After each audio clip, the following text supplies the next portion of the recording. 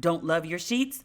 Brooklinen has you covered. So Brooklinen was started by Rich and Vicky, who also tried to find beautiful home essentials that didn't cost an arm and a leg. And when they couldn't, they founded Brooklinen as the first direct-to-consumer bedding company. They work directly with manufacturers to make luxury available directly to you without the luxury level markups. Now, I do have a set of Brooklinen sheets. I love those sheets. I have several sets of bed linen. I wash my sheets and put them right back on the bed. I don't even use my backups. It's 2021. Do something nice for yourself to start the new year. To help you do that, Brooklinen has a special offer. Go to brooklinen.com and use promo code RATCHET to get $25 off when you spend $100 or more, plus free shipping. Nero makes functional gum and mints that help you to better your mind and do more. Imagine your health supplements in your pocket that you can take throughout the day instead of taking an entire daily dose in the morning. The new Calm and Clarity use ingredients specifically shown to reduce stress and stabilize mood. Because these are gum and mints, they are also easy to carry around. They taste good and they give you fresh breath. If you're ready to give Nero, who is sponsoring this episode, a try, go to getnero.com to order and better your state of mind now. Use code RATCHET for 15% off your first order. Ladies and gentlemen, boys and girls, you are listening to Ratchet and Respectable with Demetria L. Lucas. There is so much that I wanted to talk about last week, but Cicely Tyson passed away. I know this podcast is Ratchet and Respectable, but I try to have some class when I'm discussing subjects. And also some of the things I wanted to talk about were just a good kiki, and I really wasn't in a kiki mood after hearing about Cicely Tyson's passing. But I am in a kiki mood today, and there's much, much, much to discuss. One of the things that I wanted to mention last week was my partnership with Pantene. I've been hinting at this for a good month now. Back in October, I think, late October, early November, I was in Atlanta. Some folks were like, oh my God, you're gallivanting. No, I was in town for work. I had a photo shoot for a national ad campaign. Thanks. But I went down to Atlanta to do this amazing shoot with the Pantene team. And shout out to Burrell Communications, who put this whole thing together. I've worked with Pantene before. I had a TV commercial with them that was running on BET. I was doing recaps of Being Mary Jane, and Pantene was a sponsor. But I've used Pantene since I was in college. I ran out of whatever conditioner I was using at the time. I asked my suite mate if I could use her conditioner to hold me over, and she used Pantene. So I tried it for the first time, and I was able to get a comb through my 3C, 4A hair without much effort. And I was like, oh, this is some good stuff. And this is back in 2000. I've had natural hair on and off since 96. When my career first started taking off, I had a perm, but that was a 2-year stretch. The cover of my first book in 2011, I still had a perm, but I've actually been natural more often than not. My senior year of high school, I saw a Junior Mafia video. Little Kim was in the back of a limousine. She had short curly hair. Today we'd call it a TWA, a teeny weeny afro. But Little Kim had natural hair. I thought she was so beautiful. I went to my hairdresser and I was like, what do I need to put in my hair for it to do this? And so she was like, nothing. You just need to stop permanent. And I was like, oh, okay. Then cut all my hair off. Just like that. So my pictures from senior year of high school, I have a TWA, but I've gone off and on over the years, like from a TWA to like a jet black, a bone straight jet black weave down to my bra strap, back to an afro. So my most consistent hairstyle is either a Caesar or big curly hair. And I've had big poofy hair for a minute now. I think y'all about to see a Caesar again sometime soon. I've been saying I was going to cut it off forever and a day. I might actually do it this time. But that is part of my hair journey. It's a really long story. But I'm really happy to be the 2021 Pantene Gold Series ambassador.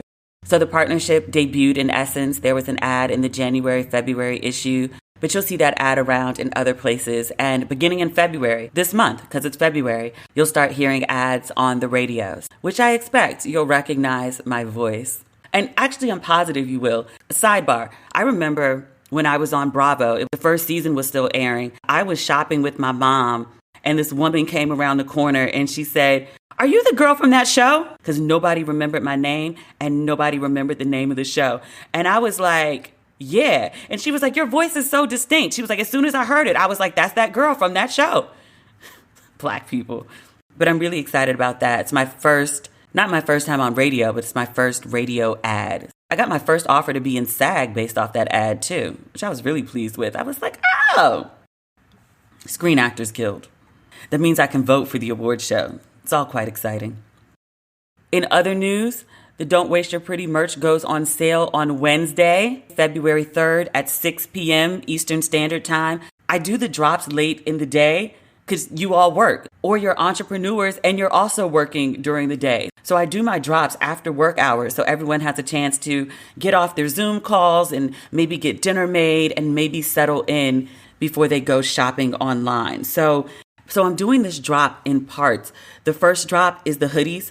There are 5 different options. There are reds, there are pinks. There's red with pink, pink with red, white with gold, which is technically iridescent, but it looks like gold in person and in photos. When I was playing with the designs for this merch, I posted the red and pink in stories, and the ladies of Delta Sigma Theta and Alpha Kappa Alpha hit me up and was like, sis, you know you're not going to have no red hoodies and not give us crimson and cream or pink and green, respectively. Stop playing.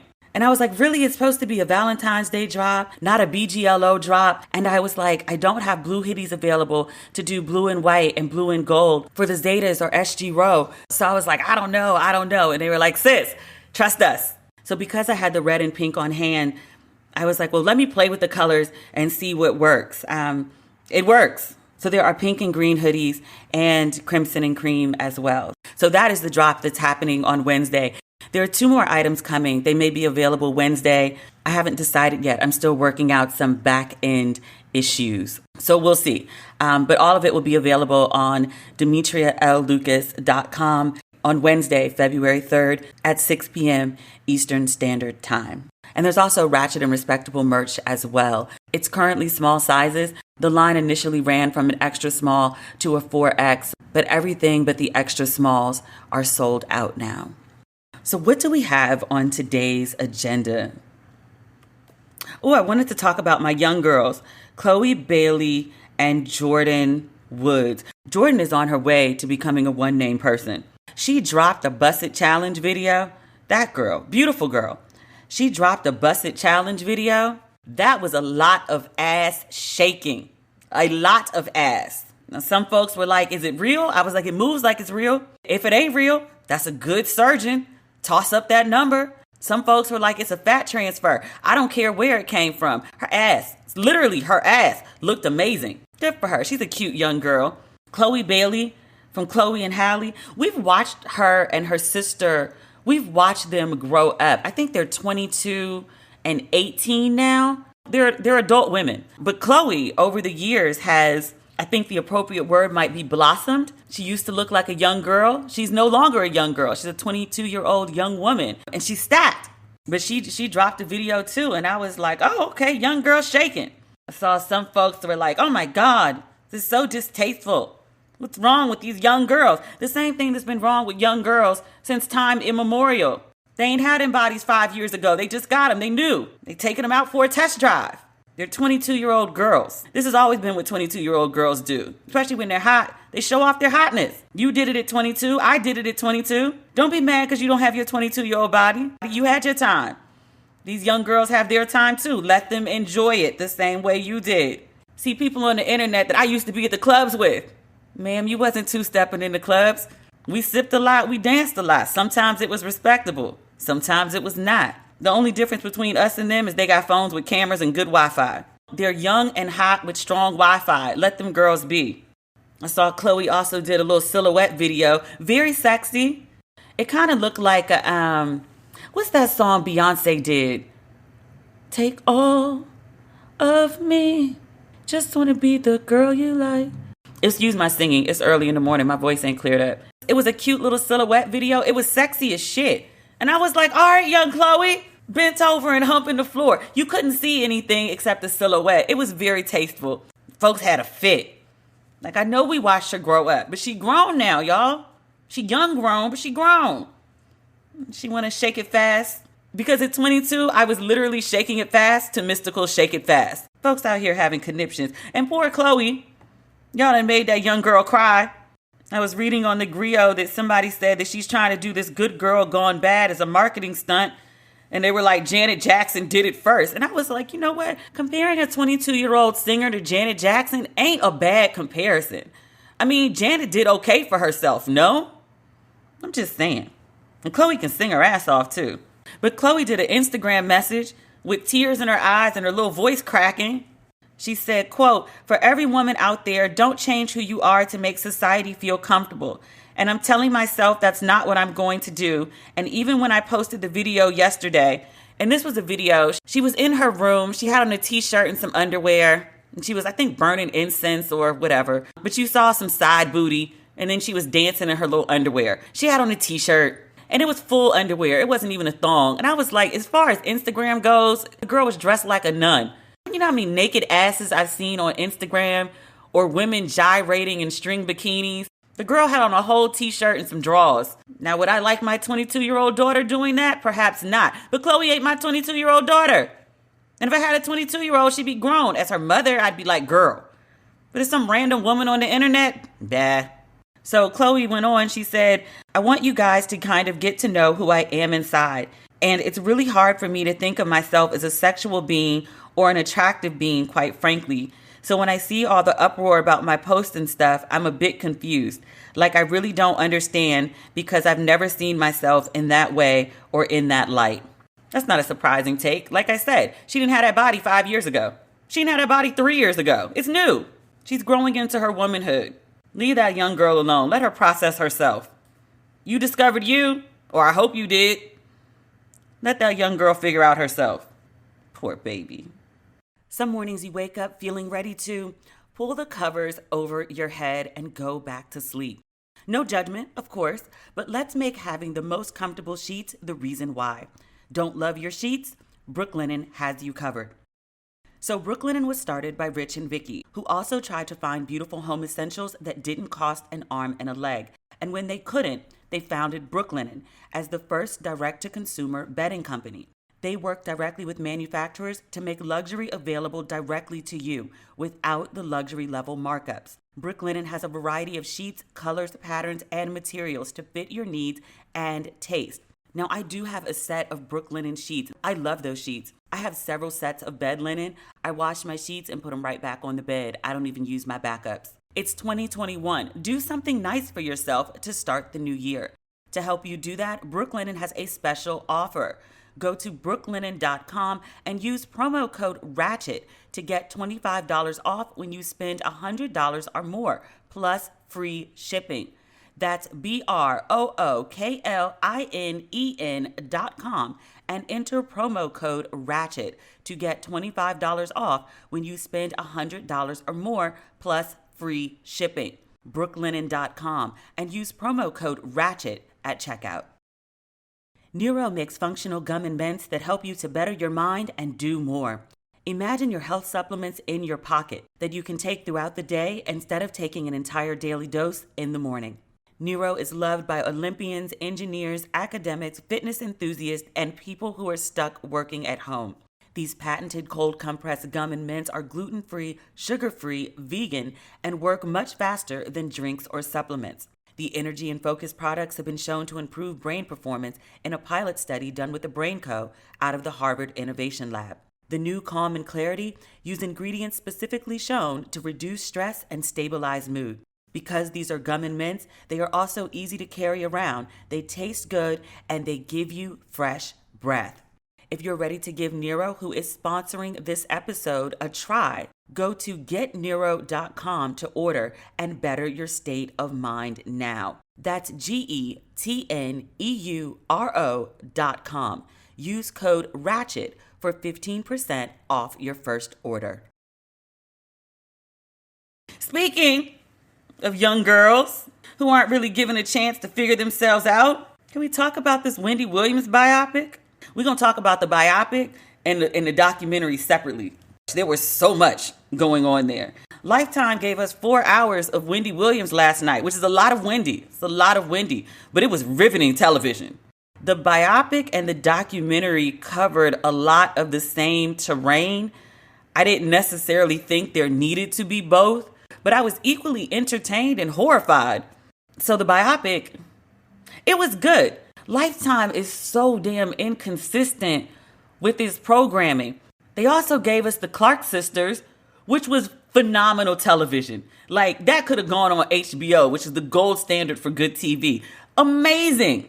And then they gave us Salt and Pepper, which wasn't horrific, but also wasn't that good. Like, you gave me the Clark sisters, so I'm like, oh, okay, this is where we're going. We talked about this in a previous episode. But then you gave me Salt and Pepper, and I was like, oh, we back here? And then they gave us Wendy, which is somewhere between the Clark sisters and Salt and Pepper. Like, it's not the Clark sisters. And it had a way bigger budget than Salt and Pepper because the wigs. We talked about how TV is a visual medium. Like, the hair in films says so much. We make so many determinations about the budget of a film based on how they got the hair.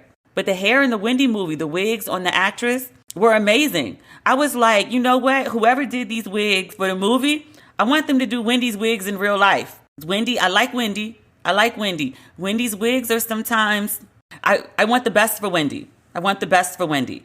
The actress who played Wendy was really, really good. She got the spastic, for lack of a better word, the spasticness of Wendy. She nailed that. Most of the craziest parts of the film, I think we knew about. Wendy's either talked about them for years or they've been highly publicized in media about Wendy. But there were some interesting revelations for people who are not Wendy devotees. Like her situation with Eric B., who was a total fuckboy. Like, as soon as he asked to borrow her car and she was like, I need it back by 5. I was like, oh, he not bringing that car back because he ain't have a car. She got him a rental, which he didn't return and ruined her credit. Wendy did crack, which 7 minutes into the film, Wendy is doing cocaine. And I was like, oh, this is the kind of ride we're going on. She's also freebasing in the film. I thought she was doing crack. I've never done either, so I'm not really that familiar. I saw her lighting cocaine and I was like, oh, crack. And people were like, no, that's not how it works. Crack is actual the rock. If you're just lighting cocaine, that's freebasing. I thought it was crack. And so I looked it up because I was like, if you're going to say somebody smoked crack, like that's a big accusation. But I looked it up and Wendy was like, yeah, I did crack. It wasn't really my thing though. I was more into just straight coke. And I was like, oh, okay. Wendy has lived, which we knew, but I didn't know she lived that much. I was like, oh, okay, Wendy. I'm glad you kicked that habit. The coke and the crack. I was surprised by her hustle. I know Wendy's been on radio for a really long time. In no way did I underestimate how difficult being in radio is for a Black woman. It's a challenge to be at the top of your game anywhere as a Black woman. But the idea of her moving from city to city and working 2 jobs at once, pregnant, on bed rest, and still taping a show every day, she's got an unbelievable hustle, which I don't think is talked about enough. There's so many other things. But I think her hustle should be equally as discussed as maybe her messiness. There's a lot of messy, yes, but there's also a lot of get up and get it to her too, which I appreciated. The one critique that I had about the film, and maybe this is more so a critique about the documentary, maybe both, I'm not sure, but so much of the story for both the film and the documentary were about the messy relationship she had with her husband. In the film, the very early part is about her childhood and then her hustle and working in radio.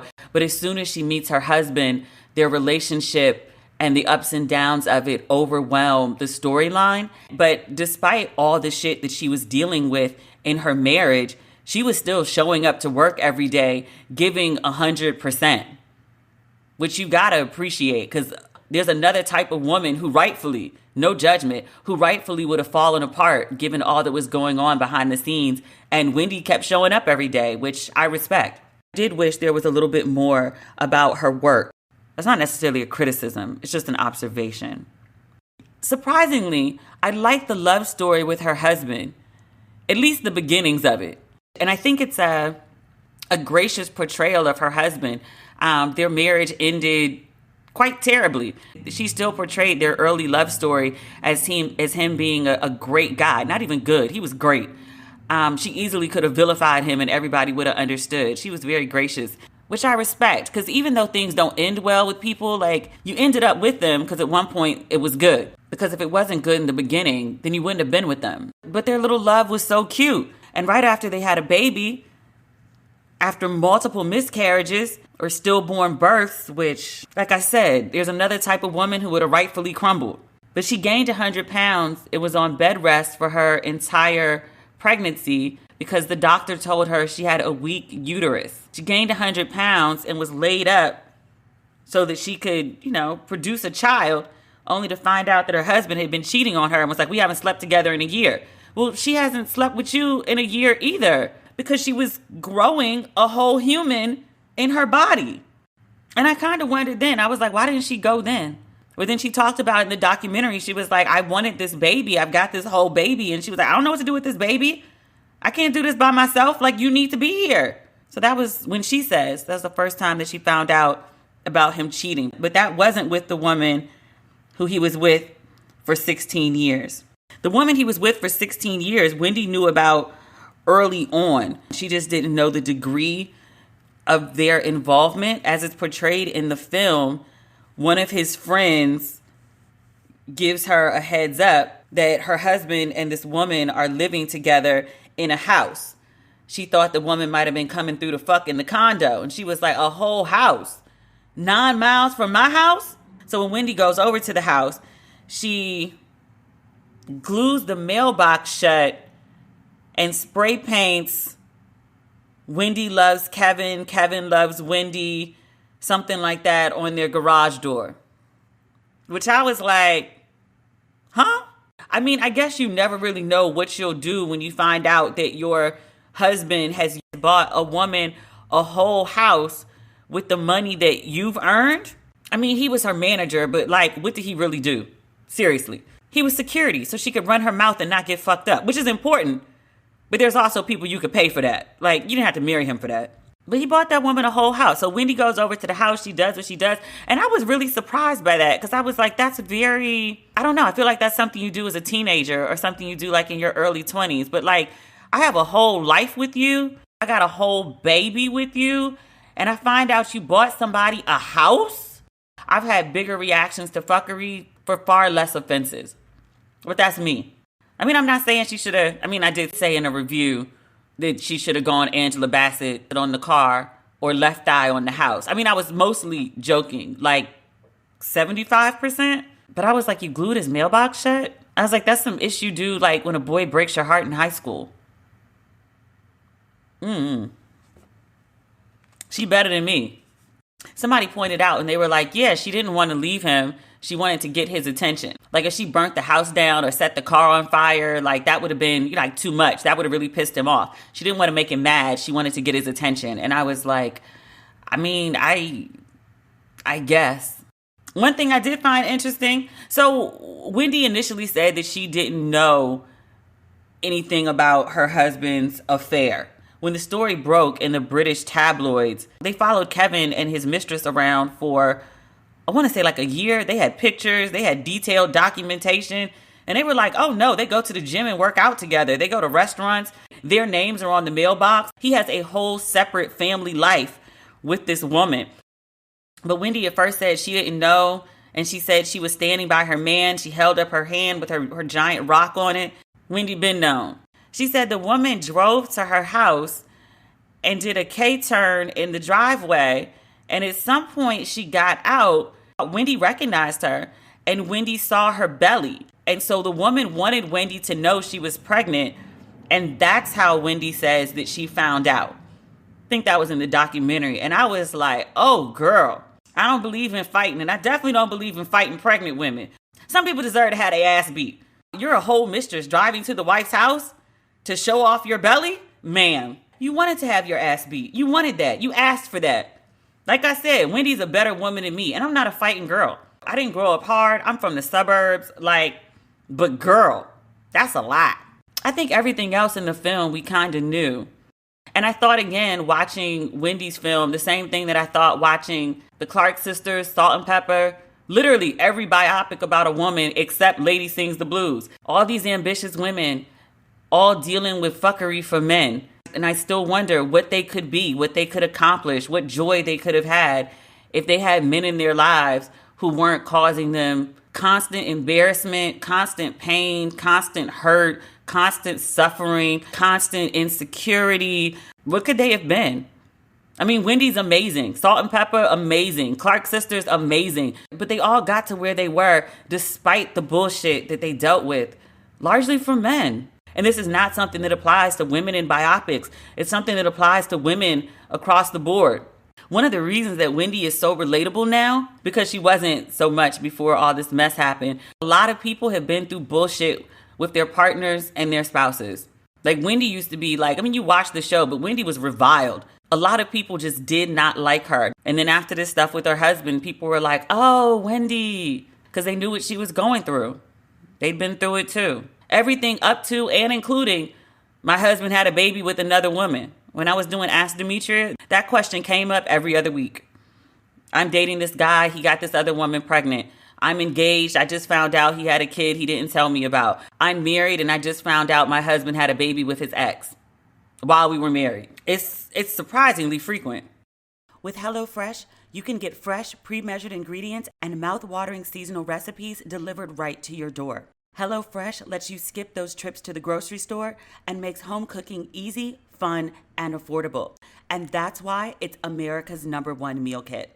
HelloFresh cuts out stressful meal planning so that you can enjoy cooking and get dinner on the table in about 30 minutes or less. They offer more than 23 recipes each week, featuring a range of flavors, cuisines, and ingredients, so you'll never get bored. And eating healthier has never been easier with low-cal, carb-smart, vegetarian, and pescatarian options every week. Cut down on grocery bills by saving up to 40% instead of shopping at your local store. Now, I was just on the HelloFresh site looking at the upcoming meals. They've got cheesy black bean enchiladas, pan-seared scallops and lemon butter sauce, and so much more. Go to HelloFresh.com/Ratchet10 and use code Ratchet10 for 10 free meals, including free shipping.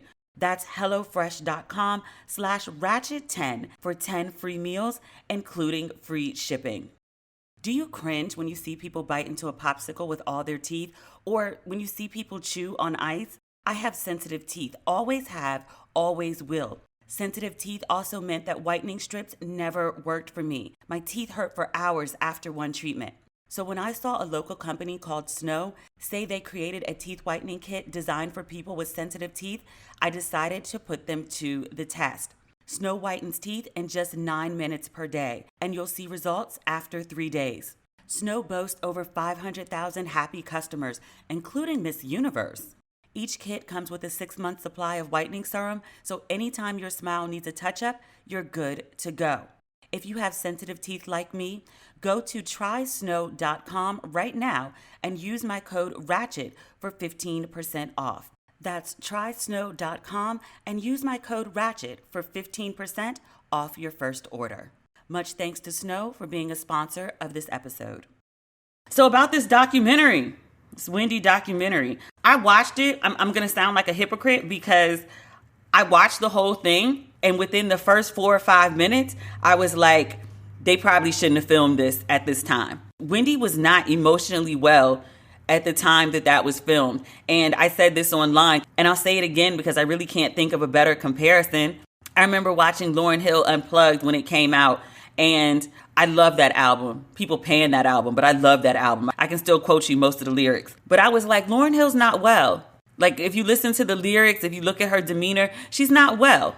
And someone who genuinely cared about her should have said, we need to tape this at another time. You need to go and process whatever it is that you're going through and find healing and deal with that. You do not need to be in front of cameras right now. My very, very good friend, when I was in the thick of my divorce, like I was trying to fill my voids with work, which has always been a shortcoming of mine and Wendy's. But a very good friend was like, sit down, like stop, sort yourself out. You went home because you needed a break. Take a break. And I wish someone had said that to Lauryn Hill. If for nothing else, I feel like we might have got another album out of her if she hadn't just pushed and pushed until she hit the wall and either never was able or never wanted to come back. But I feel like the same thing with Wendy. It's like the emotional space that she was in when this documentary was filmed. I feel like it was, I've got to control the narrative. This horrible thing has happened to me. How can I capitalize on it? How can I fix my reputation? So the film is one thing. She doesn't have to be directly involved in that. It says executive producer. There are varying degrees of involvement with an executive producer. You can be very hands-on, or you can be very, my name is just on it because it's a story about me. The documentary, she wasn't okay. Literally, in like the first 2 minutes of the documentary, they say, could you tell us your name and who you are? And she starts crying. She can't even say her name without crying. And I was like, who okayed this? I totally get why producers wanted to have her on camera. It's good TV. It's riveting. It's a train wreck. I'm saying that I don't think the woman is well, but I sat there and watched the whole thing because I couldn't look away. I'm participating in the exploitation. But like, I wish someone would just hug her. Like, she couldn't make it 2 sentences without crying. It's not that I don't want her to tell her story. It's not that I'm uncomfortable seeing people in pain. I just don't like seeing people exploited in that way. She was gut hurt. And that's not something that you need to give to the public. There are people who say that, like, oh, you know, in telling her story in that raw moment, like maybe she helped somebody. Perhaps. But there's another very nasty, terrible side to people, and they see you at your lowest. Some people will be like, you know what? I don't kick people when they're down. There are other people who rush to jump you. I wish she had waited a good year to do that documentary. And it's always going to be a painful story. Like, you're with someone for 21 years. You endure all that you endured with them. And then they have this this massive betrayal. It's always going to hurt.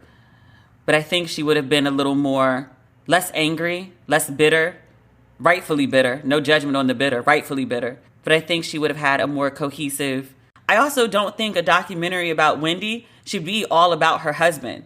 I know that's the big drama of her life, but there was a whole film about that. I feel like a documentary about Wendy Williams should actually be about Wendy Williams. And yes, her husband is a part of that story, but he became like the whole story. And there's so much more to her as a woman than him. If nothing else, there's the job. Like, she's done radio, she's done TV, she's done books, she's done films. She's always doing something. Like, tell me about that. I'm far more interested in that than I am spending a whole film and a whole documentary also talking about him. We also need to talk about Wendy's parents. Early in the film, it's not the opener of the film, but the story really begins with an 11-year-old Wendy, and she's a chubby girl, which we knew. Wendy showed a picture of herself as a kid a few years ago, and I remember people kept photoshopping her into Pablo Escobar. I'm just going to leave that at that. She was a husky girl. It's a chubby kid. It's okay. In the film, her parents are pretty awful about her weight. They've got her on a tuna and mustard diet. Her mom is complaining that she keeps growing out of her clothes. Her mother comes across as very judgmental and focused on appearances. Whatever appearance that she wants to give, Wendy doesn't fit it. And so the way life plays out is not always quite dramatic enough to keep people engaged for a film. TV and film are often heightened reality. That just is what it is. I thought her parents couldn't be that bad. And then her parents appeared in the documentary, and they were chuckling basically about how terribly they treated their daughter. Her mother, in describing Wendy's childhood, sums it up to, yeah, she was an overweight kid. She always had an issue with her weight. And I was like, that's your summation of your kid? And then she confirms, like, yeah, we had her on a tuna fish and mustard diet. And then she and the dad laughed. And then they talked about how they would weigh her all the time and that Wendy had these tricks to try to get the scale to go down. And then they laugh about that. And I was like, you had your daughter on a tuna fish and mustard diet. We're constantly weighing her and complaining about her weight. You constantly made your kid feel inadequate. And I'm sure it didn't begin and end with the weight. It's kind of implied that Wendy has like a bunch of personality and her parents don't like that. So I'm sure making her feel inadequate wasn't just about her size. It was also about her demeanor as well. But like, there seems to be no connection between I've made my child feel emotionally depleted and she's filling the void with food. And maybe that's because, you know, old school parenting, like they don't make correlations like that. Like, I've had to have some conversations with my parents about how I was parented and some things that were just disasters that had really negative effects on me. I had a conversation with my mom recently about something, and I was just like, you have no sensitivity chip. She acknowledged and apologized, so I've moved on. But Mom, I think everyone has grievances with their parents, but I hope it's not as bad as what was displayed by Wendy. After seeing maybe a total of 5 minutes of clips with her parents, I was like, oh, okay, this explains everything. Your brother accused you of not going to the funeral. Wendy's rebuttal was that she did go, kind of. It sounds like she went to the wake, but not the funeral. But I was like, oh, okay, that's why you didn't go. All right, that makes sense. You got unresolved issues with your mama, and I see them on full display. I totally get why she wouldn't show up to the funeral of someone who made her feel inadequate her whole life. Wendy's plastic surgery, the gigantic boobs, the rail thin frame. She's had lipo a few times, which she's talked about. If my parents shitted on me my whole childhood about my size, yeah, I'd probably have some body dysmorphia issues too. Oh, that makes sense. You knew your kid was getting bullied at school, and then you basically bullied your kid at home, and you praise her for never having any feelings about it, so then it must be okay. Does anyone now wonder how she grew up to tell people's business and hurt their feelings and feels no type of way about it? No one cared about hers. How was she supposed to learn to care about other people's?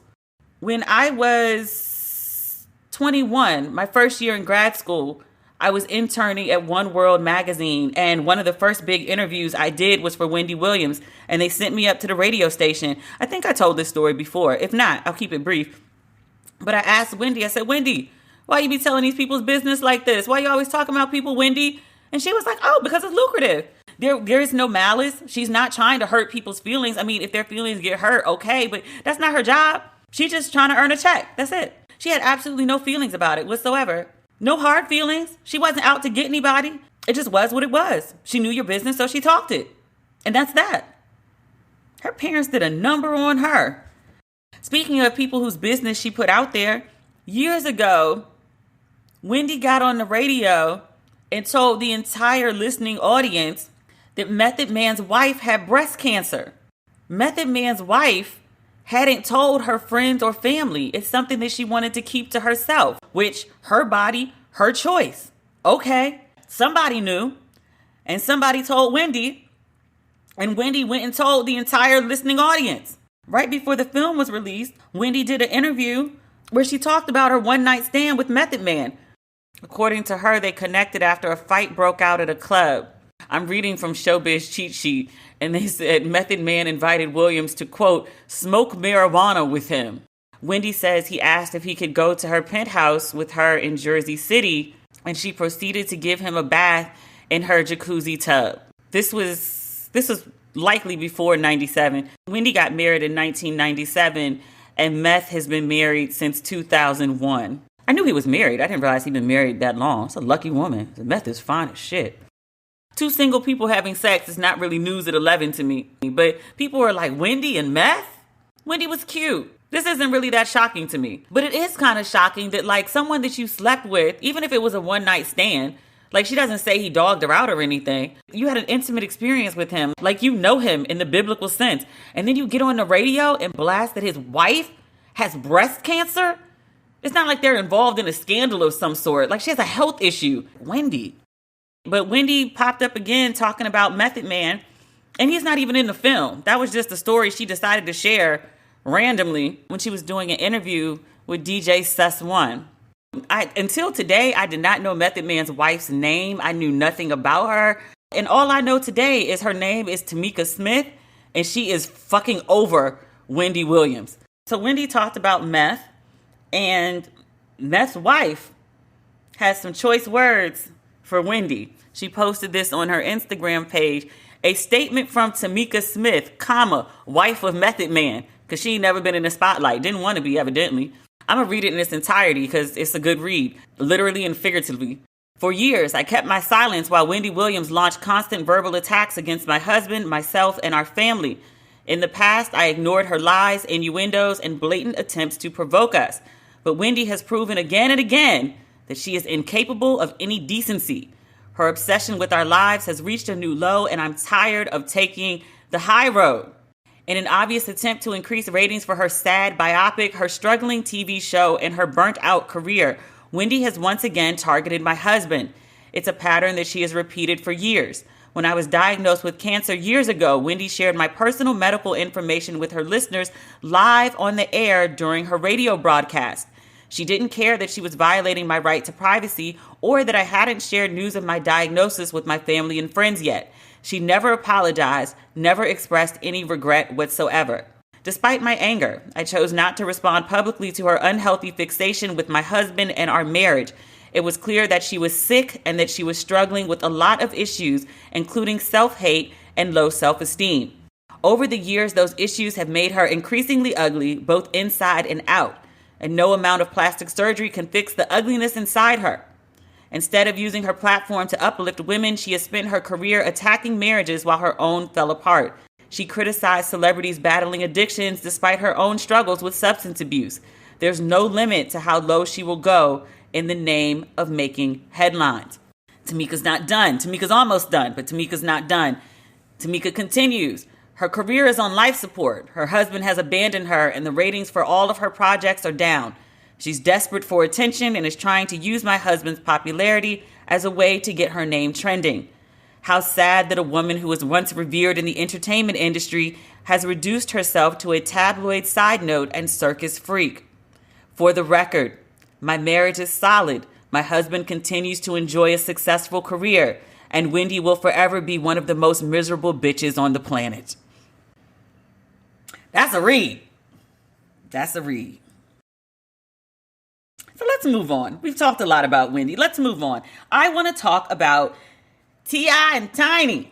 I wanted to talk about them last week, but did not because one, Cicely Tyson had passed away, and two, the story about not their sexcapades, because the sexcapades is not the interesting part. Consenting adults, even married ones, who are having consensual sex with other consenting adults, again, not news at 11. Everyone's an adult, everyone's consenting, and in this instance, everyone's informed of what's going on because the husband and the wife are participating in the sex with the other people together.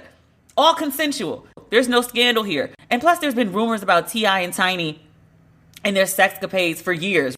If you live in Atlanta or you know people that live in Atlanta, because I've never lived in Atlanta, it's a common story. And then Rob Kardashian made it national a few years ago. He talked about T.I. and Tiny paying China to sleep with them. So that's not the interesting part. Last week on Thursday, when I recorded this podcast, neither T.I. nor Tiny had responded to accusations that they were drugging women and holding them hostage and having sex with them, i.e. kidnapping and rape. After the podcast went up on Friday, T.I. released an 8-minute video denying the accusations against he and his wife.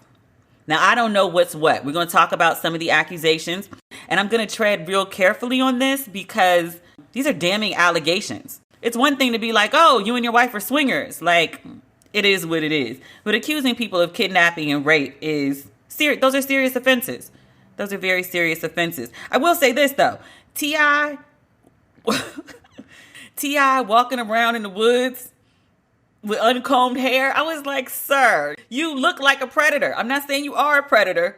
I'm just saying when you are trying to convey to people that you are not a raping predator kidnapper, you may not want to play into all the stereotypes of what a predator kidnapper rapist looks like.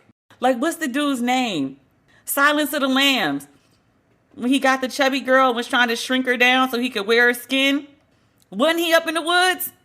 They're publicists for a reason. You got to let publicists do publicity. You got to let crisis managers handle a crisis. And this is a crisis. I was like, sir, get out them goddamn woods. You are not helping yourself. Let's find this story. The story's in People magazine. I was like, oh. Sabrina Pearson, once a friend of the couple, she alleges that T.I. and Tiny, both of them, would force women to take drugs and have sex with them, and that T.I. had once held a gun to her head. Now I'm going to repeat this again because I'm not trying to get sued. T.I. and Tiny, via their publicist, quote, emphatically deny in the strongest way possible the egregiously, T.I. wrote this shit, egregiously appalling allegations being made against them by Sabrina Peterson. I'm sorry, I'm laughing. No actual publicist would write that shit. Emphatically deny egregiously appalling allegations. Why he love to use all them big words all together? Pace him out, man. Pace him out. Let's continue the statement. The Harrises have had difficulty with this woman for well over a decade. The couple is taking this matter very seriously, and if these allegations don't end, they will take appropriate legal action. Tiny defended her husband on the Shade Room. She asked Peterson to, quote, stop harassing her family, and she said that Peterson once asked T.I. to, quote and unquote, train her sons. The harassment that Tiny refers to and the allegations that are referred to in the press release that T.I. totally wrote is Sabrina Peterson, the woman I mentioned before. She spent a good portion of last week sharing alleged text messages from nearly 25 alleged victims. I'm going to overuse that word because, again, I'm not trying to be sued. Claiming that T.I. and Tiny had allegedly abused them. Let's see what some of those women had to say. These accusations are horrific. This woman says in 2016, I went to their suite at the Ritz and they locked everyone's phones up, passed around Molly Coke, and said the only people who could stay had to take their pants off. I was lucky because my homeboy was there, part of the entourage, and he pulled me into another room. He told Tip she good, meaning don't bother her. I watched Tip drag girls back and forth from the bedroom to the bathroom to the living room. One girl was crying because she wanted to leave, but they refused to give her her phone to call an Uber. At one point, he came out the room and asked his security to come, quote, pick this bitch up off the bed because the girl was too fucked up to even walk. They carried her from the bedroom to the bathtub and left her there. I snuck in the bathroom to make sure the girl was okay and she was almost unconscious. I'm a nurse, so I checked her pulse, which was barely there, and she was sweating, shivering. I left that night 5 years ago and it still haunts me to this day, wondering what happened to those girls and if I could have done anything to stop it or help them. He is an absolute monster who uses money and power to manipulate people, and Tiny is his secret weapon. There's another message that Peterson says she received. It reads, hi, I'm writing to you from a fake page because I don't want my friend upset with me, but I know for a fact, all caps, that you were telling the truth. I lived in Atlanta from 2017 to 2019. I moved there with a friend. She met T.I. and Tiny at a club one night, and they wanted her to come spend time with them for a fee. They forced her to do coke and take mollies and tried to have a threesome. Tiny would do most of the talking. She was very upfront and kind of rude. Something ended up going wrong, and my friend got into it with them. They threatened to kill her if she ever spoke about it. She still lives in Atlanta now, so I would never want to put her in danger, but everybody can't be telling the same lie. One more, the last one. I'm scared to speak my truth. I met them at 20, was kind of flattered they wanted me, but it was Tiny who sent someone to me. They had so many drugs. I took it like a jackass and they wouldn't stop. I witnessed her have sex with other celebrity men, women, all ages. I watched him beat her. They throw money to keep you quiet. After he's through with you, she wants him to herself. Everybody around thinks it's normal. Porn, the sex toys, drugs, alcohol, underage. I've literally warned younger girls to run before they even enter. The devil is definitely present in those orgies. The goal is to suck the innocence out of you. To see him so protective over his daughter sickens me. I left never being the same. My connection with God allowed me to escape and stay aware. Those are damning accusations. That's a lot. And again, if you and your wife want to be swingers, you want to do threesomes, you want to do foursomes, you want to have orgies, that's your business. No judgment. The drugs, underage girls, rape, kidnapping, holding folks against their will. That's a lot. T.I. posted on his page, he posted a screenshot of a woman who said that she wrote in to Sabrina just for clout, and she was clowning Sabrina for posting the story. And she said, I just wrote in to see if she would actually post it. And she was like, I made all that shit up. It sounded really convincing, huh? He was trying to imply that either Sabrina's making this shit up or random women or men are just texting her anything and she's posting it with no fact checking and no credibility. So this is all someone essentially harassment, trying to create a scandal where there is none. I don't know what to think. In the vast majority of cases where someone is accused of rape, kidnapping, harm against women, I tend to believe women. And this is not to say that I don't believe Sabrina, especially, I don't know how I left this part out. So Sabrina accuses T.I. and Tiny of rape, kidnap, abuse, those sort of things, right? Shekinah Tiny's best friend. I think they had a TV show together at one point. Shekinah does this video. I think her intent was to protect T.I. and Tiny, but she does this video where she was like, I can't believe Sabrina's out here talking greasy about T.I. and Tiny when she's fucked them both. As a matter of fact, she used to recruit for them. I watched that video and I was like, oh, did Shekinah fall out with Tiny and T.I.? Because she's throwing them under the goddamn bus.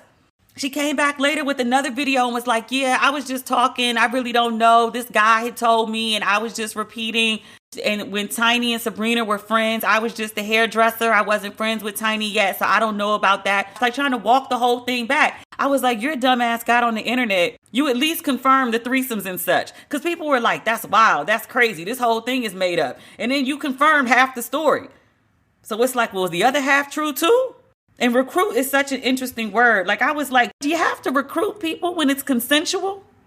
And a friend pointed out that recruit is a common word when a couple is seeking a third or a fourth to join into their sexual activities. In this context, recruit is not as sinister as it may sound. And I was like, oh, okay, that's good to know. Here's the issue with the stories that Sabrina Peterson is telling. All the stories are going through her. And at this point, it's a he said, she said. I think T.I. hates women. I think he's incredibly misogynistic. I also don't think that being a misogynist also makes you a rapist, kidnapper, predator. So she's made this accusation. He's denied the accusation while also in his 8-minute video kind of confirming that, like, yeah, we swing. What we do in our bedroom is our business, which it is when everyone's sober and consenting and can leave when they want. I say all that to say, I don't know. I don't know who to believe here. I wish other women would publicly come forward or even anonymously come forward, but not going through Sabrina, because the idea that people could be sending her fake stories is valid. The idea that she could be making up these texts herself and posting them to her page could be valid. I don't think that's likely, though. She would have to be a level of fucking crazy I can't even imagine to be doing that. So did what she said happen to her happen? I'll give her the benefit of the doubt there. But the other women, it's hard to believe them because all it is text messages and it's becoming public through one of the accusers. I'm willing to look at him sideways, which I was already doing. I'm willing to squint now, but I really don't know if he's guilty of what he's being accused of. I don't know. Did he do it to one person? Probably. Did he do it to all these people? I don't know. We'll see how this story develops because I don't think it has gone away. Oh, one more thing I wanted to mention. I was on Clubhouse last night. I was in this group. What's the name of this group? It's bearded black men reading to you before bed.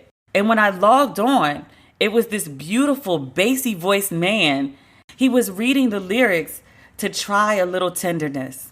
It was so melodic and wonderful. It was just very what's the porn thing? AMSR?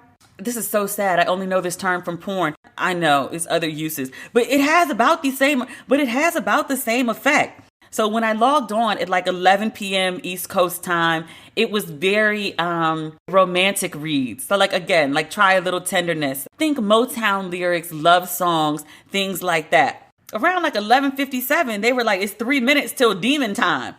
And I was like, oh, okay, midnight. What happens at midnight? And they were like, oh, it's demon time. And I was like, what is demon time? I know the Beyonce reference, but I was like, what does it mean in this context? At midnight, they start reading the freaky shit. So it went from Try a Little Tenderness to The Pussy Is Mine by Miguel to When We Fuck by Tank. And I was like, yo. I was sitting there editing Don't Waste Your Pretty because I'm releasing a second edition, listening to deep voiced bearded men read pornographic shit. It was amazing. These men are up in there reading, talking about it's big Dicktion energy. And you can make requests for what you want the guys to read. Somebody requested Andre 3000 last night, and they were like, can you read Spread for me? But the guy does a read, and the woman says, thank you, King. And the men respond, you are worthy. It's amazing. They were doing another read. And like I said, I was editing. So sometimes my focus was on the screen and sometimes it was on what I was listening to. You know how you're focused on one thing and then another thing enters your focus space with no context. And you're like, wait, what? So I'm editing along about moving in protocol, and then I just hear, there's a party on my dick and you've been invited. And I was like, oh my God! I had no idea I would like it that much. So I reached out to the folks at Bearded Black Men, and I was like, look, Valentine's Day is coming up. Do you think maybe y'all could come on the show and do like a sexy read for us? Maybe. If you have requests of which you'd like bearded black men with bassy voices to read to us, you let me know. Don't get too filthy, because you know my father listens. I don't want him to be like, is that who my daughter is? Yeah. So send me your requests. And also February 3rd, 6 p.m. Eastern Standard Time, log on to DemetriaLLucas.com so you can get your Don't Waste Your Pretty merch.